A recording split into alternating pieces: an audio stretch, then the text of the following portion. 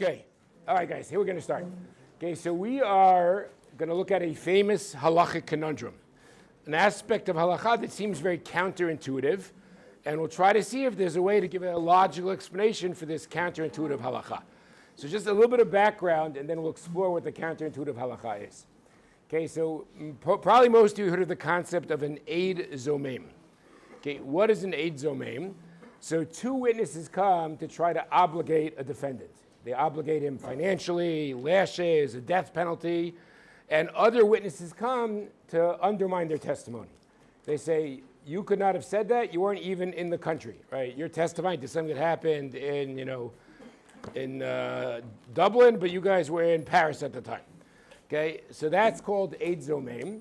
And then what's the famous punishment they get? It's classic poetic justice. Right? They get the punishment they intended for the defendant, right? If they wanted the defendant to get lashes, they get lashes. Okay, everybody good at that, guys? Okay, so that part makes a lot of sense. Okay, however, there's an unusual halakha, which is, when do we say Eid Zomem? So there's a sweet spot. It has to be exactly the right timing. There's a time that's too early and a time that's too late. So let's do the time that's too early. What would it mean to catch them too early, guys?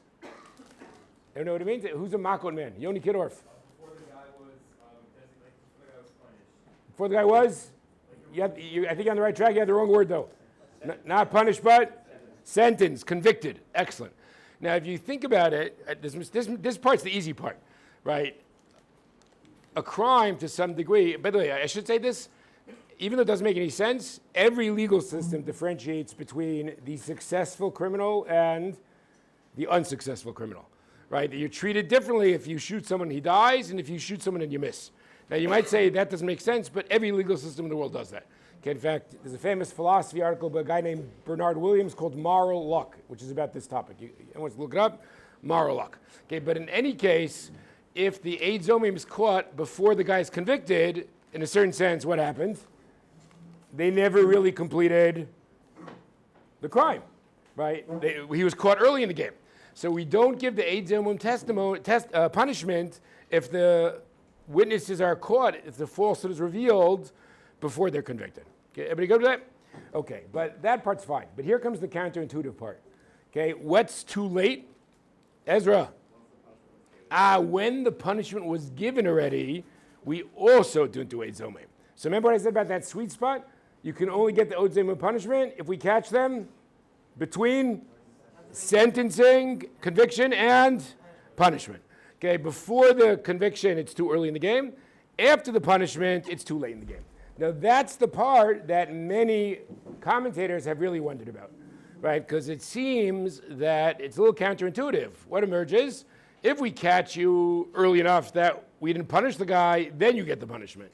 But if we catch you when we've already punished the guy, where we think that you'd be worse, right? We don't punish you. Everyone agree that's a little bit counterintuitive? In fact, someone might even say that there's a kal v'chomer, right? Kal v'chomers are pretty basic arguments, right? Oh, let's try this for a second. This is a very educated group. Does anyone know how to say kal v'chomer in Latin? Oh, very good. How come you guys don't know that? Wow. Okay, I was about to say the whole yeshiva speaks Latin, but I guess they all speak Art Scroll. Okay. It's interesting that Art Scroll chooses to go with the Latin term. Okay. Is Moshe Hammer in here? Where is he? Oh, man, I wanted to comment on his hat. Okay. What can you do? See, guys, sometimes you plan your jokes or insults for Shir, and then it just doesn't come through.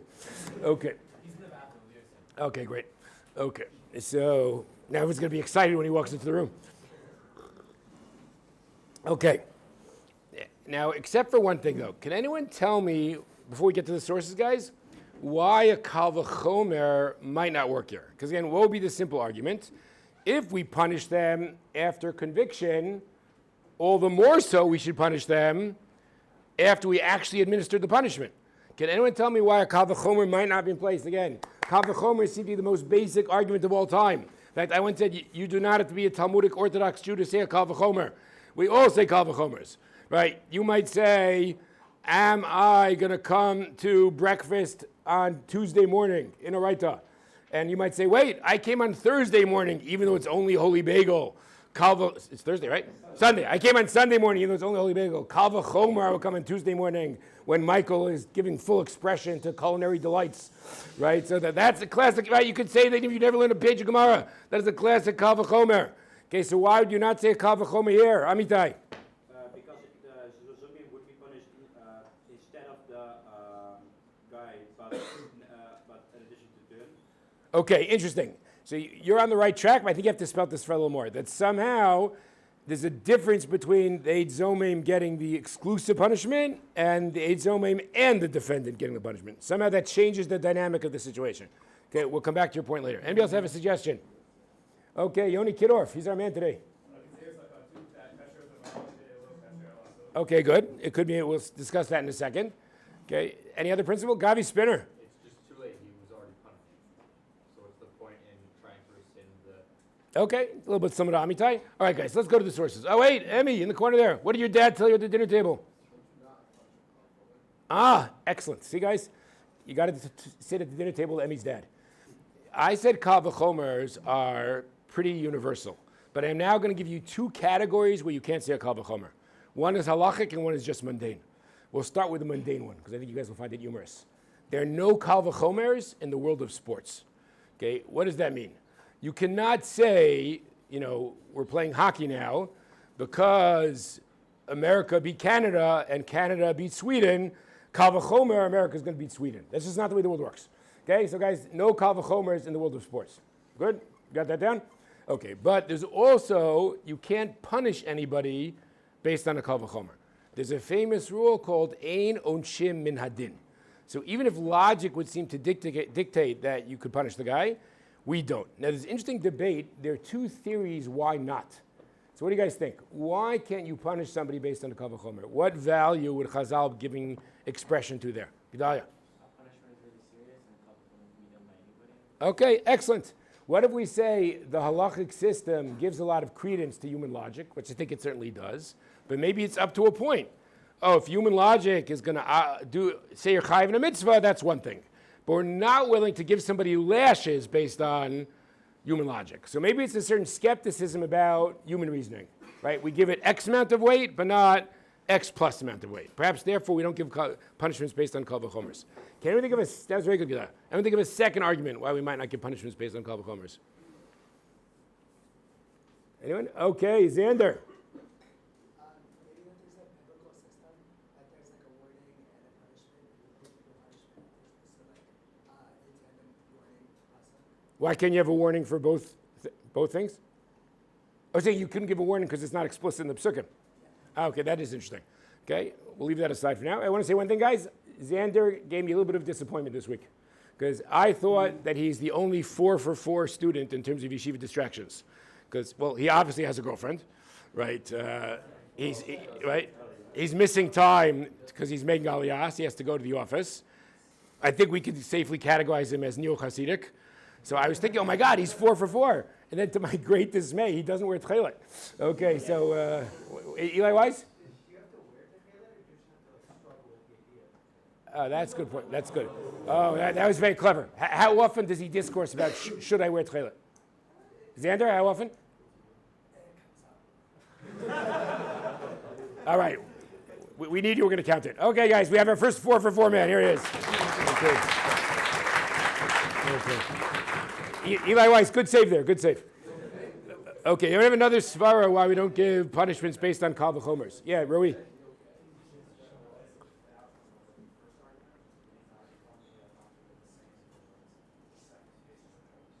Okay, guys, I think I'm going to have a good example that'll help you figure this out. It might be where Rui's getting at. What if I say the following argument? Ready, guys? Let's talk about yeshiva violations. Okay, so one violation is to come, 11 minutes late to davening. Okay, actually, let's not do that. You miss all of Shachris. Okay?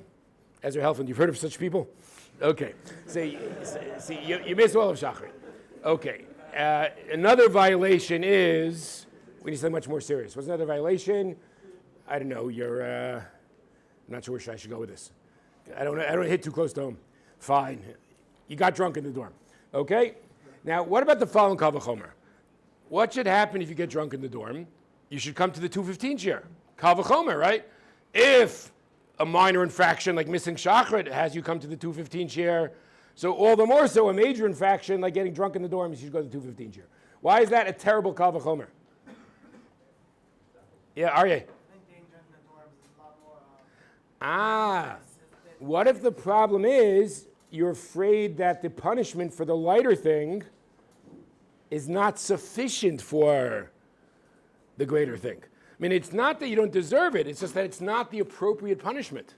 Everyone got it? So there's two very interesting theories which could have huge differences. Okay? Theory one, again, guys, what do we have here? We don't give punishments based on the kal v'chomer. Theory one, because we don't trust human logic. We're not willing to give a person lashes based on the kal v'chomer. Okay? Theory two, well, the kal v'chomer, the logic does work. The problem is it might not be the right punishment. Right? Punishments have to be appropriate to the severity of the crime. And the more chamor thing might need a more severe punishment. Everybody's good with that? Yeah. Rabbini. I've heard the story number one said in the following way that if it's Dillema, if it's money, you can always take it back. Oh, we're getting there right now. Okay, excellent. Okay, Rabbini cheated by being a rabbi. Okay, excellent. Okay, we also have to figure out, I mentioned three cases, right? The Zomem could be trying to obligate cash, they could be trying to obligate lashes, or a death penalty. Do we have the same criteria for all three? Okay, so let's now look at a Tosfot. Okay, we'll skip source one for a second, go to Tosfot. Okay, now, Yoni did something very good. Yoni, when did you learn Makot? Oh, okay, excellent. Okay, that was very good preparation for Shirkoli. Okay, so sometimes it's called kasher zamam velo kasher asa. It's actually not the Talmudic phrase, but that's the way many Mefarshim talk about it. What would that mean? Whether we punish them? Kasher zamam, what they intended to do, velo kasher asa, not what they actually did. Now let's figure out, do we apply that across the board? Okay, here we go. Says Tosfot, Ve'edim Zomen, I'm in source 2. Pirish Riva, Dafilu Shilem al Pia Edim Zomem, Chayavin. Right, this rule does not apply to money. I mean, even if we caught it too late and the defendant already paid when he shouldn't have, we will still punish the Edim Zomen. Why is that? So as Rabbini said beautifully, the lo shayach b'mamon kasher zamam, the lo kasher asa, the efshar b'chazara. What's the argument here, guys? Good news, in a certain sense, in money, there is never a finality, right? If we gave the defendant malkot, what's the problem? There's no turning back. You can't undo the malkot. If we gave him the death penalty, obviously there's no turning back. But if we made him pay a fine or cash, we could simply say, we're going to refund you. We're going to refund you and charge the Edim Zomen. So in a certain sense, Edim Zomim never have a case of kasher asa in money. Ever got that? So as Rabbini said, you could say that this principle does not apply to money. It doesn't apply to money because it's never finalized. Ethan Silva, you like this far? Excellent. Elliot Rogel, it's good. Elliot, did you buy suspenders the other day? No. You just wanted me to know where the store is. I want to know the stores. Thank you. Also, want to buy some. I appreciate it. How come you didn't go for it on that moment? I want to go to the gym. Okay. Well, now we see where your priorities lie, Elliot. Okay. Okay. So now Tosfos has a second svara, though. What's Tosfos' second svara? V'ri mefarsh the lo tzarich la'itamet degabe mamon mechayven lu bekal v'chomer degabe mamon onshim min hadin. So notice there are two different reasons for money to be different. Emmy said something very good before. We don't punish based on a kal v'chomer. But what does Tosfos say here? Apparently that also is limited. When are we willing to punish based on a kal v'chomer? If it's, the punishment in question is monetary. Now that might work out nicely, by the way, according to the first svara. Because I'm not sure about the second svara, but according to the first svara, what would you say? We don't trust human reasoning to give somebody corporeal punishment. That's too much. So we're not going to use a kal v'chomer to give somebody lashes. We're not going to use a kal v'chomer to give somebody death penalty. Money comes and goes. It is not as significant as the other two. And we do trust human reasoning enough to give a monetary fine. Okay, so just to sum up, we'll take questions. What do we have so far, guys? We've learned this principle of velo kasher asa. We don't punish the person if it's too late, if we've given the punishment. Tosfot has suggested two reasons this will not apply to money. Okay, reason number one, that There's never a finality. There's never kasher asa. And reason number two, even if there is, right, but kal v'chomers work in the case of money, and therefore we can punish you monetarily based on a kal v'chomer. Okay, Gedalia, what do you have to say? To become? Okay. So Gedalia is cleverly trying to figure out a monetary case where also there's no turning back. Okay, so that's interesting, but I'm going to leave it be for now. But that is very interesting to try to explore. Okay, well, I just said very light and easy, oh, money you could always give back. You're saying, what if it's not so simple? Okay, row E.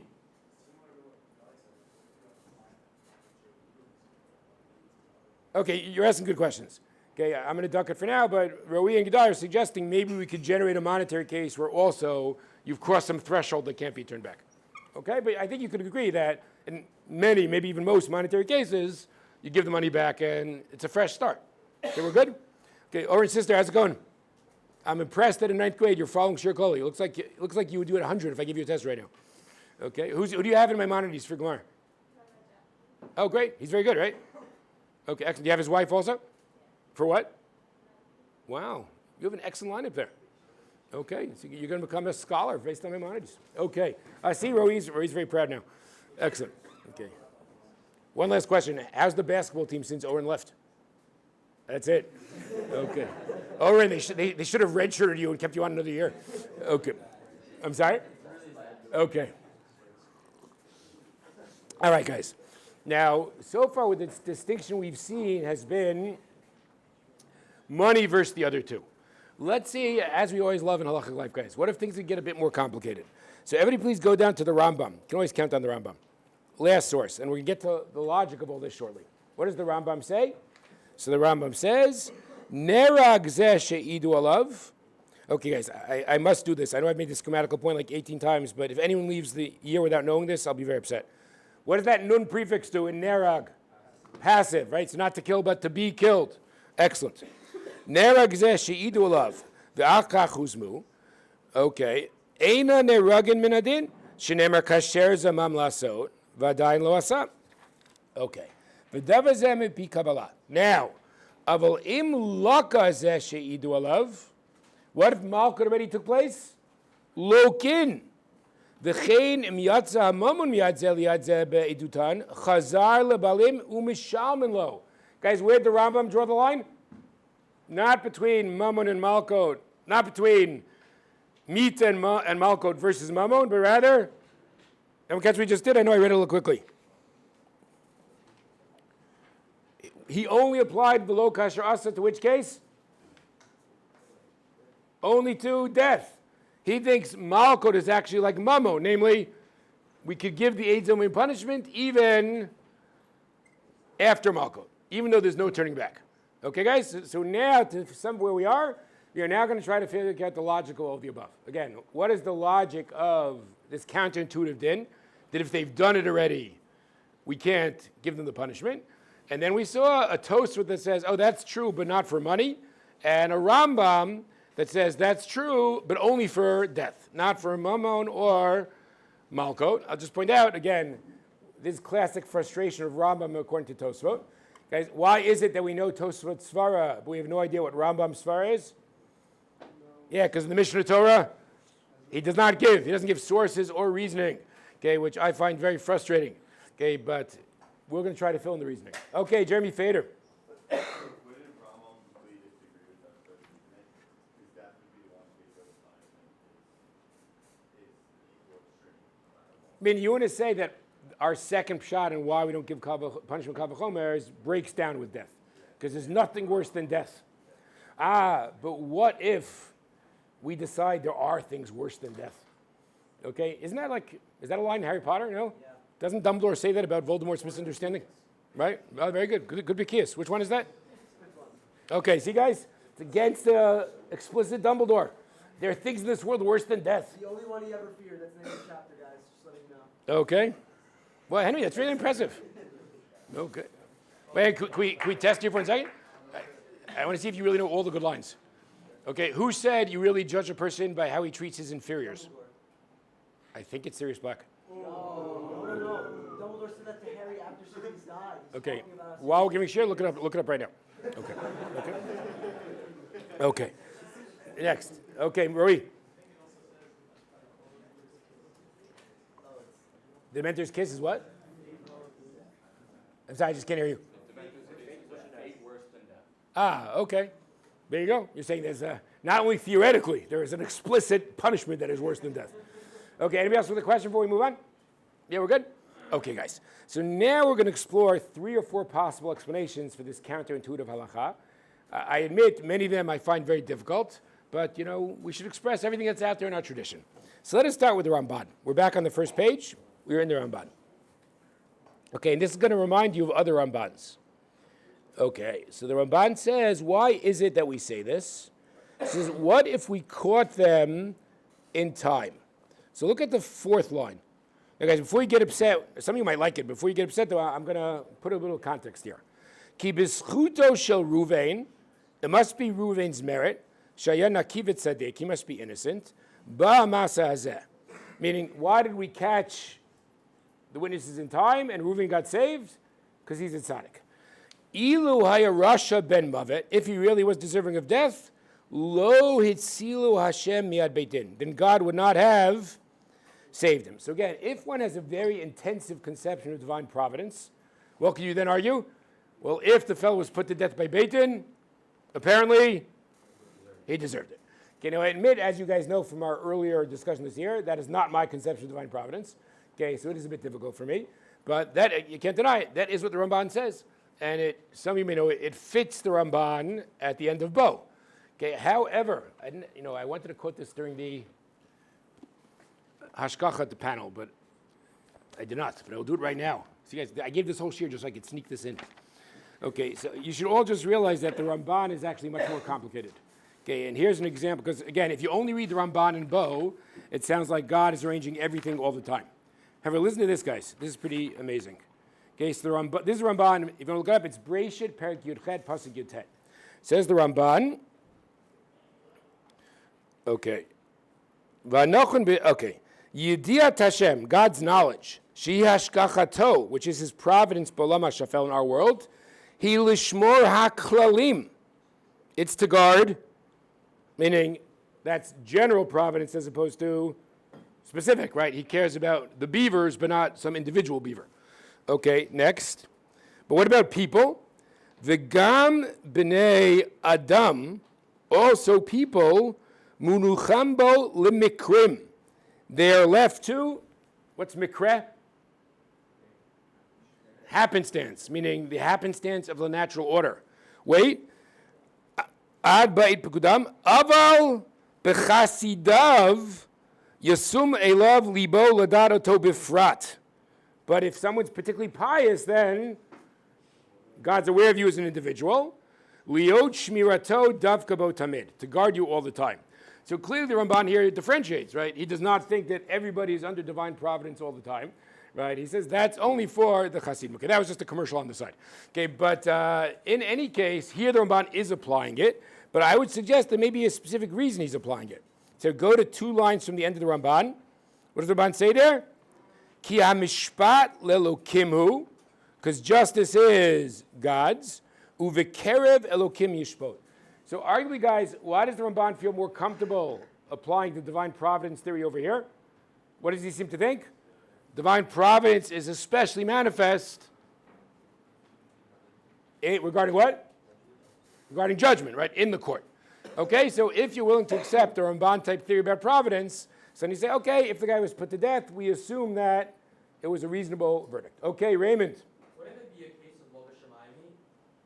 Like, why would God be able to get involved in this? Look, well, okay, so the truth is, I just thought of another Ramban I could connect it to. Oh, Raymond, great job. Okay. Okay, there's a Ramban in Bamidbar who makes the following claim.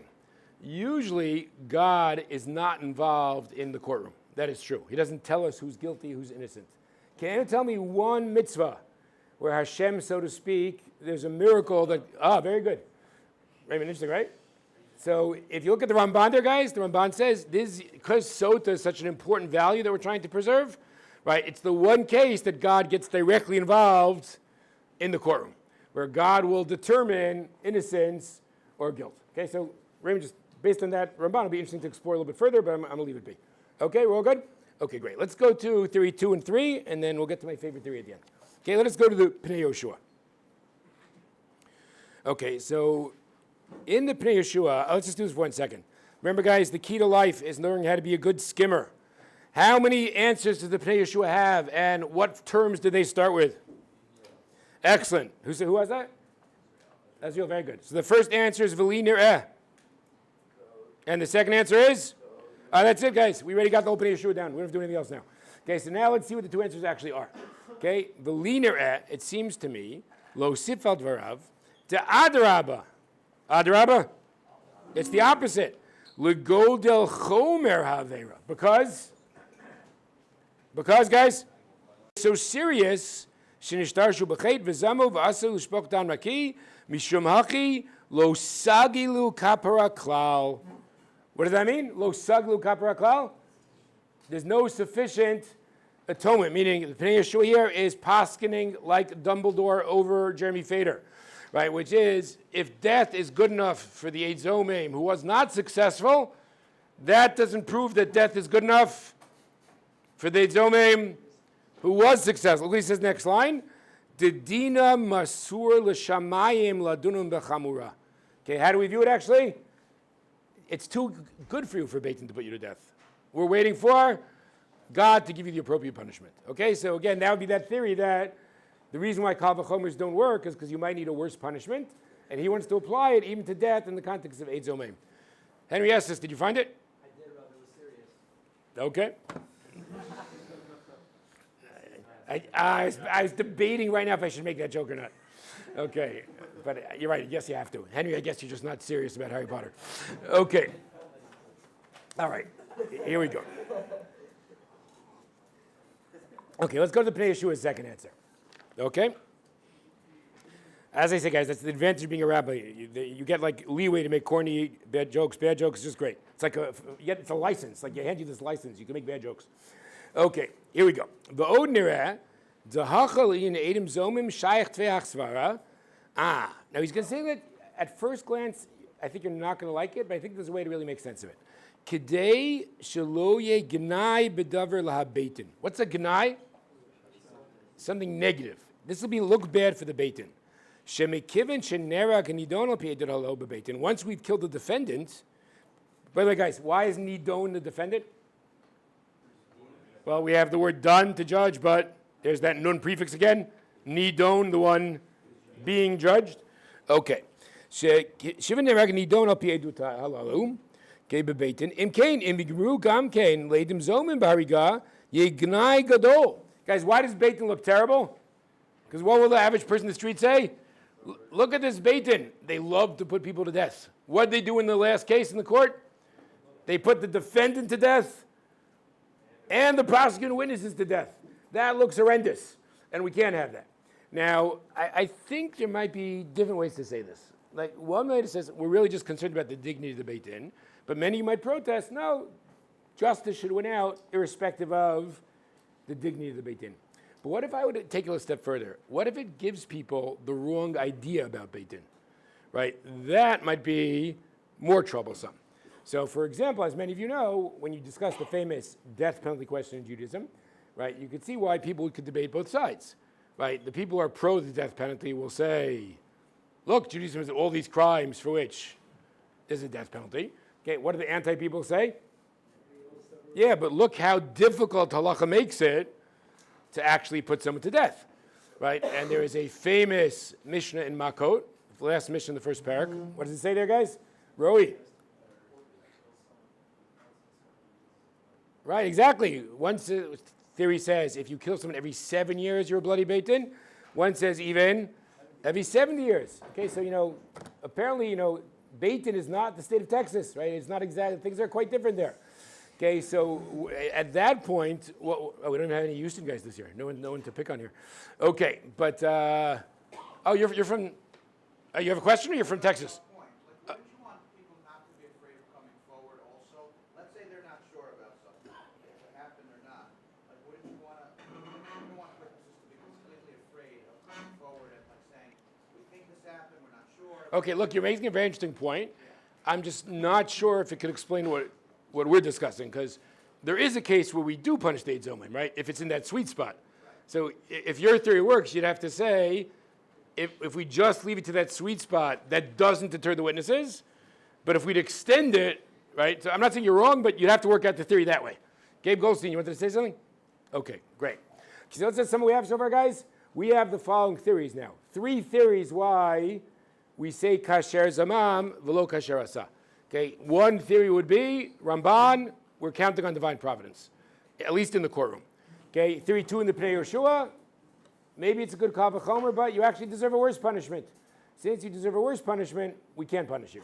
Okay, again, working against Jeremy Fader. Okay, I'm just debating if I should even go further on that. All right, 1 second. This is an interesting tangent. We'll do it. Jeremy, is it okay that if I attack your theory even more? Yeah, you'll survive? Okay. So there's something very interesting, guys. You all know that there are 3 famous sins which you're supposed to be a martyr for, right? Normally in Judaism, right, life takes precedence over everything, right? Life beats Shabbos, life beats kashrus, but life does not beat murder, right, adultery, and idolatry. Okay, great. Now, there's an interesting discussion, though. What about torture? What if someone says, either you worship idols or I'll torture you? Anyone ever see this halachic discussion? It's a 3rd parak in Ketuvot. So, believe it or not, guys, there is a shita that says, in that case, you could do the avera. Okay? Now, what would that clearly indicate? That the legal system is seeing torture as, in some level, worse than death. Right? Death would not be an excuse, but torture would. EGS.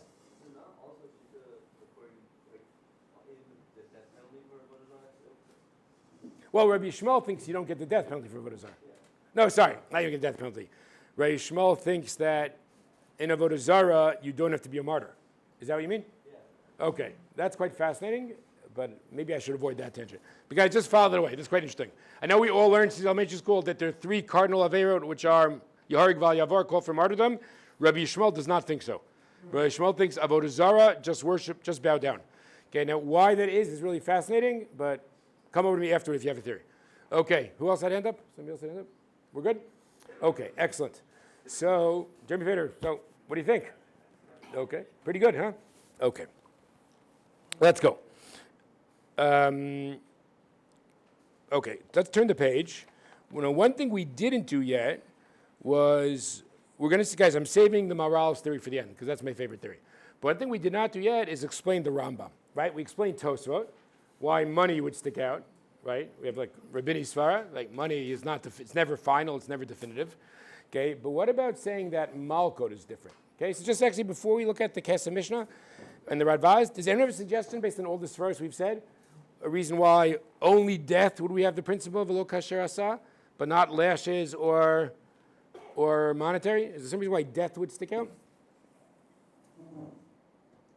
Based on the various verses we've said, guys. Anyone have a suggestion?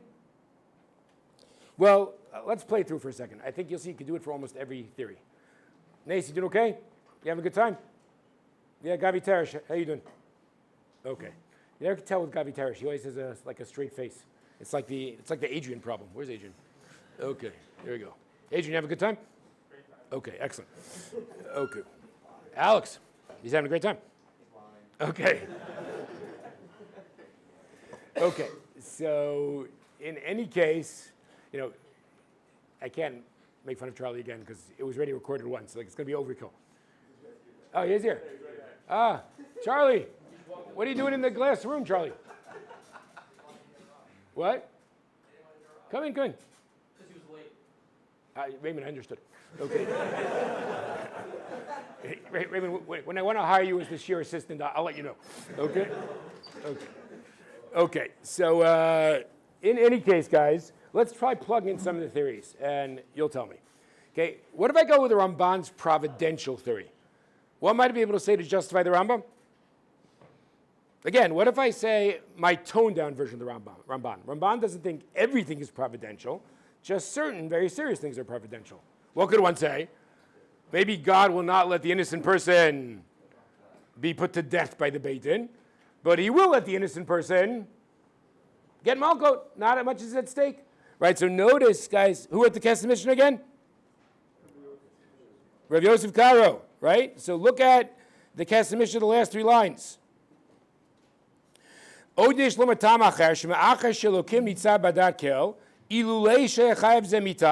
for the fact this guy was chayev, God will not let the soul be lost. Acham Yisrael. Okay. Look at the last 6 words though. Masha ein lomar kain b'malkut. What's he saying at the end there, guys? That argument would not apply. But this helps me a lot also, guys, because it sounds like Yosef Karo is willing to kind of limit the Ramban's providential theory, right? The Ramban's providential theory applies to death. It does not apply to malkut. Okay, we're good? Okay. What about one more svara? And then we'll get to the closing idea. Okay. I should have done one more thing, which I didn't do, but I'll mention it right now.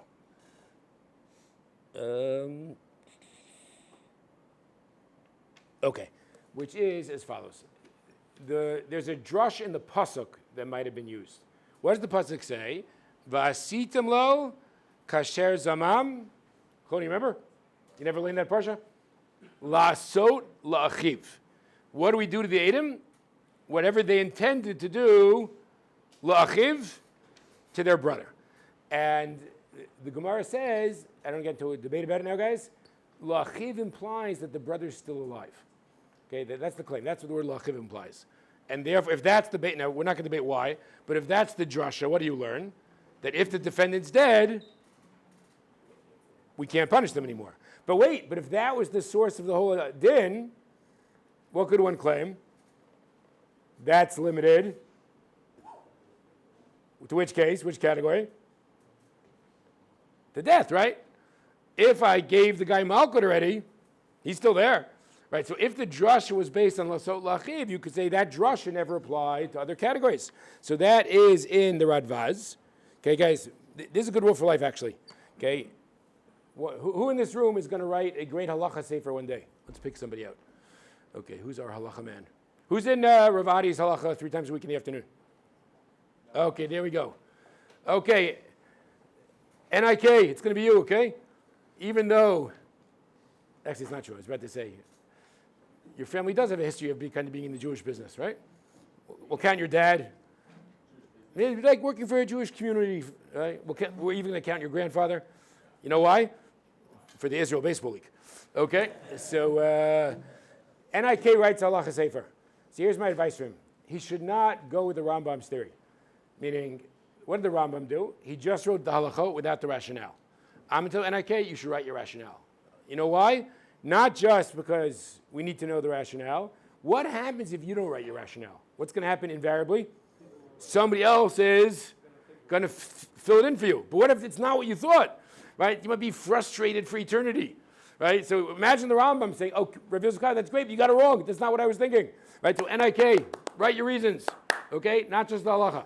Okay, so let's go to the Radvaz. So the Radvaz has a different suggestion. Says the Radvaz on the second line, what does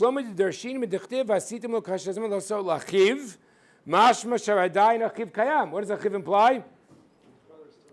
Hilkach im nerag ein neragin, avol im laka, but if it's just malchus, lokin, right? Because shari kayam, he's still there. Okay, guys, we're now going to go to the morale. Before the morale, we're going to do a massive review of the entire Shirkoli. Okay, you guys ready for the massive review? Okay, here we go. Okay, what is the principle of kasher zaman velo kasher asa? That we only punish the guys if we caught them after conviction, but before we actually carried out the punishment. Okay, why does Tosfot think this rule does not apply to money? 2 reasons. Money, it's never final. You can give it back. Or, if the reason we can't give the punishment is you can't give punishments based on kal v'chomers, good news, you can give monetary punishments based on kal v'chomers. Okay, maybe I said that works well with the human reasoning theory. We trust human reasoning enough for money. Okay, great. The Rambam, on the other hand, thinks we don't even say kasher asa for malkot. Okay, what was the Kesef Mishnah's theory? Why don't we say kasher asa for malkot? Because the hashkacha, the providence argument, works for death, but not for lashes. What was the Radvaz's theory? Death was all based on a drasha, based on the words achiv, which implies he's alive. That's limited to mita. Okay, great. Last thing, guys, we get to the moral. We have so far had 3 theories about why this whole idea exists altogether. Okay, if we ask the Ramban, as we said, he says, God will not let the innocent person die. If we said the Pnei Yeshua number 1, Pnei Yeshua 1 again, I'm sorry to do this again just because I'm very fond of him. Pnei Yeshua 1 is against Jeremy Fader and with Sirius Black, right? That there might be things worse than death, and therefore what they did is so serious, death's not enough. Okay, or Pnei Yeshua, it's a Gnai for Beit Din, which I want to argue is not just about the honor of Beit Din, it's about society understanding what Beit Din is meant to be. Beit Din is not meant to put people to death all the time. Okay, guys, we're now going to go to morale, but first, Ezra Schwab. So for the second opinion of the Yeshua, also I work against that opinion in that if you don't punish the Azomim, then it kind of like people hear about that and say, why don't they? Well, that's a very clever question. Okay, by the way, I don't know if he might not like this, but people should know that Ezra Schwab is the underrated star of the yeshiva. Okay, people don't realize because he's kind of low-key and quiet, but everyone should realize. Raymond, don't make fun of Ezra Schwab. Okay, he's the underrated star of the yeshiva. Okay, so Ezra's a very good question, which is maybe there's a bigger Gnai for Beit Din, right? Because think about it. What if word gets out? What does everybody know? Beit Din put the wrong guy to death and let the false witnesses walk free. So it's very interesting, guys. Like, what is a bigger Gnai for Beit Din, right? That possibility, or now, Ezra, it's a very good question, and you might be convinced you're right. I'm wondering, maybe it really is still possible to say that putting both sides to death is ultimately a bigger Gnai. Okay, right? Again, doesn't that play out really poorly? Imagine, we're sitting. Emmy, we'll go with you. Is Emmy still there? Okay, Emmy, you're sitting down with your dad at the dinner table, and Dad says to the family, "Guess what happened today in Beit Din? They put everybody to death." Right, the defendant and the witnesses. So that doesn't play very well. That could be worse than what Ezra's suggesting. Okay, but in any case, very good question, Ezra. Okay, guys, ready for the last theory here? Okay, so this is a sefer everyone should know about. Really great sefer. The Maharal, right, as I always complain, guys, I'll do my commercial now. The world likes superhero stories. But instead of liking superhero stories, we should like profound ideas. Okay, so if I say to you, the Maharal from Prague, what does everyone say? He made the golem. Okay, guys, whether he did or not, that is totally insignificant. Okay, what is significant is that he wrote some very important svarim.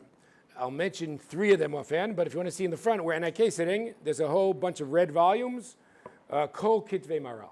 Okay, so just to mention 3, okay, he has a sefer called Gur Aryeh. What is that?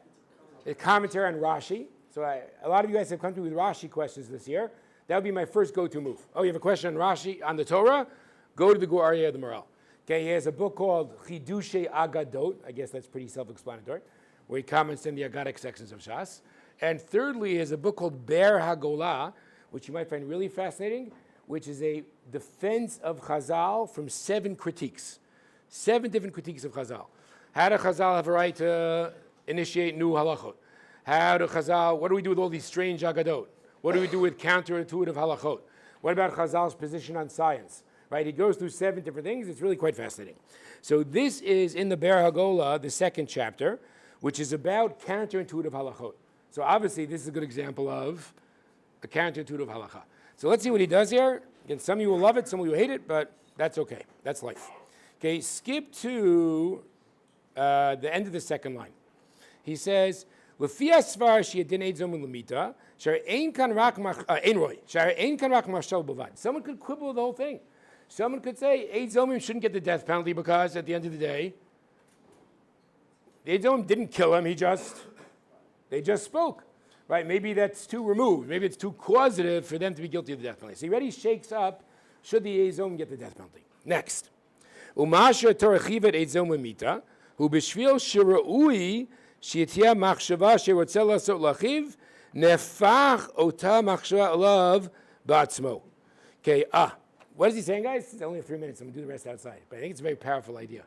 Guys, what is so satisfying about Eid Zomim as an idea? What is so satisfying about it? Guys, everyone knows the phrase poetic justice? Right? Is it not the perfect poetic justice? You want to do something bad to person B, that's exactly what happens to you. I think most human beings who have a sense of justice like that. Poetic justice being served. And even notice what example does he use later?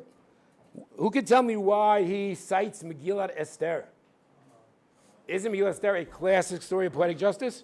Right, what happens there? Haman has a tree meant for the hanging of Mordechai, and Haman himself is hung on that tree. Okay, we're all good, guys? Okay, now comes the really clever pshat. I'm curious if you guys are going to love it or hate it. Says the Maral, the whole purpose of Eid Zomem is to realize poetic justice in the universe. Sometimes poetic justice should be realized, right? X wanted to hurt Y, and X get the exact damage. Okay, what's the problem now? How satisfied are we if the defendant was already killed, right? What if Mordechai had already been killed and then we put Haman on the tree? Now, you might be satisfied kind of qua retribution, but you wouldn't have the model of the perfect expression of poetic justice. Now, you might think halakha shouldn't try to do this, but what does the Maral want to claim? Eid Zomem is an attempt to create that perfect execution, that was a good pun on words, the perfect execution of poetic justice. And therefore, it is limited to, before we've caught the night. You might not like, I think it's very creative and very profound idea. Okay, so just a last thing, guys. We now have 4 theories for why we say v'lo kasher asa. Right? Ramban, it's about divine providence. Pnei Yeshua 1, it's about maybe you deserve something worse. Pnei Yeshua 2, it's about the honor of the Beit Din or the identity of the Beit Din. And now position 4, the Maral, we're trying to create the perfect poetic justice, and we ought to get the guy in time. Anybody with a closing comment or question? Yeah, Yoni. How is the first answer of hey, does that make any sense? If like the people that intended to kill people had the same intention as people who like No, but again, remember I mentioned this concept of moral luck, which I said not just halakha, every society does it, right? Go to any society, I believe even in Australia, right? If you shoot someone successfully, you're going to get a harsher punishment than if you miss, right? Why that should be true morally is a good question, but every legal system in the world does that. Okay, yeah. and I was also wondering how the Ramban worked with like the idea of you accidentally kill somebody, like the family members are able to kill you, and you have to be like a whole city, whereas like here, these people who like tried to and they didn't, like they're not getting punished at all. Like they were the guy was destined to be punished anyway, so therefore it's okay. Like, Okay, look, you're getting to the, okay, I'm not going to do a philosophy tangent in the last 5 seconds, but you're at the general question of, if you have this super providential theory, like it could go to kind of crazy extremes, right? It turns out like every crime was actually justified, right? So go back to the panel and see what the super providential guys say. All right, guys, everybody have a wonderful Shabbat.